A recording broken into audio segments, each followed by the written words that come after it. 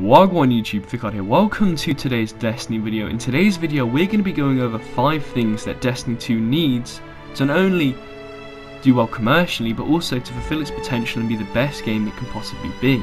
Now just before we jump into the video, may I ask, if you enjoy this video, a like would be appreciated and a share goes a very long way, it does help me grow.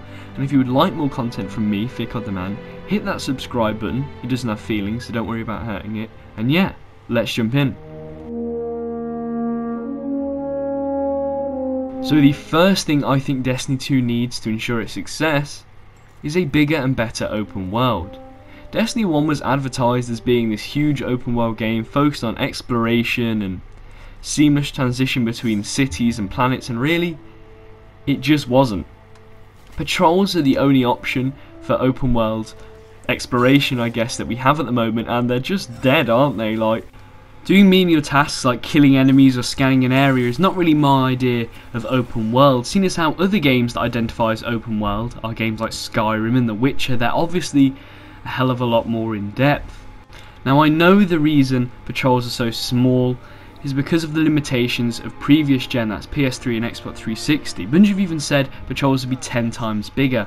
Well, now they're being left behind, I'm really confident that we're going to get that in-depth, that massive open world, because now Bungie can really harness the power of PS4, Xbox One, even PC, and do it without any limitations. The next thing I think Destiny 2 needs to ensure its success and make it the best game it could possibly be is more in-depth customization. And this begins with character creation. I think the character creation system needs a complete overhaul, so new players have a hell of a lot better time creating the character than we did when we first made our characters in day 1. Now, I do think Destiny 1 players should be able to jump into Destiny 2 and have an option to recreate their characters' faces. I don't know how they tie that into story or not, maybe a plastic surgery parlour in the tower. But no, yeah, to be serious though, I do think the character creation needs an overhaul in Destiny 2, but I also think elements of customization in the endgame need to be modified. For example, shaders. I don't think shaders should modify your entire armour. I think your helmet, for example, could have one shader and your boots have another, and that would add many layers of customization and allow you to make your Guardian that little bit more unique. There would literally be thousands of different combinations instead of just having all red or all blue or all purple. It would be cool maybe to have black, black, black, white, or black, yellow, something like that. Just thousands of different ways to customize your character. In terms of weapon customization, I do think some sort of weapon skins system for legendary, similar to the ornament system, would be a welcome addition as well.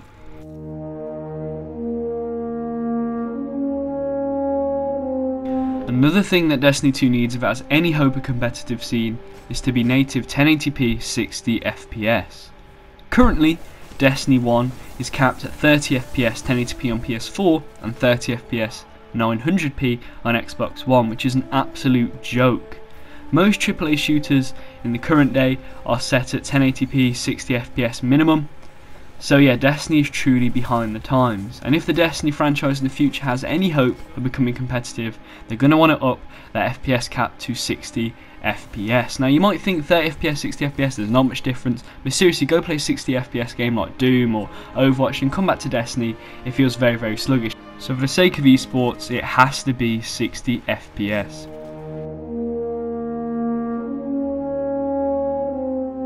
Now the next thing that Destiny 2 needs will be absolutely pivotal in its reviews, and that is the endgame. Now I'm not talking endgame activities like the raids or the nightfalls, I'm talking about the grind. Now in Destiny 1, the only thing we've really had to ever grind for is max level. Now once you've done that max level, there isn't really an awful lot to do, and that's where I think Destiny 2 should step it up a level. I think maybe having exclusive rewards for grinding at the game would be a very good idea. Record books were a step in the right direction once you completed the game, to have certain things to achieve and you will get rewards for it. But I think maybe having more tangible rewards like weapons are a better option. So say hit level 50 with a Vanguard and you'll get an exotic auto rifle. I think having things like that, maybe one for every faction at 50, one for every faction at 100, would give hardcore players something to really, really grind for when they want to complete their collection of weapons. And yeah, I think that would definitely elongate their endgame.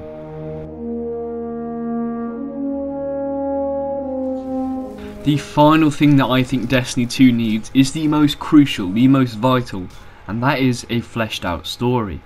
The Destiny franchise has been advertised as being very narrative driven and cinematic, and Destiny 1 really didn't provide that. And I think that's where Destiny 2 again needs to step it up. It needs to fulfill the promises of Destiny 1. And now from what we've seen of Destiny 2, the 2 trailers we've had, there is clear improvements in the cinematics and the story, and the characters are very much more fleshed out. And from the tail end of Destiny 1, with Rise of Iron and Taken King, we definitely got, more cutscenes, more character development, and I would like to see that carry over into Destiny 2. Hopefully in Destiny 2, the story can be put together properly, we won't just be left with loads and loads of questions, and I do actually have confidence in Destiny 2. With Destiny 1, they were kind of testing the game, they didn't really know what it was going to be. They've built this whole universe through the Grimoire, and now they just have to apply it, so hopefully they can apply it correctly in Destiny 2 and really expand the universe. And hopefully they can answer some of those questions that we were left with after Destiny 1.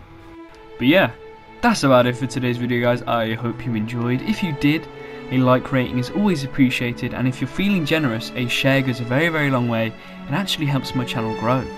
If you want more content like this, hit that subscribe button down below, and while you're down there, may I suggest you hit the bell to be notified of my uploads so you don't miss a thing. And until next time, guys, bye bye.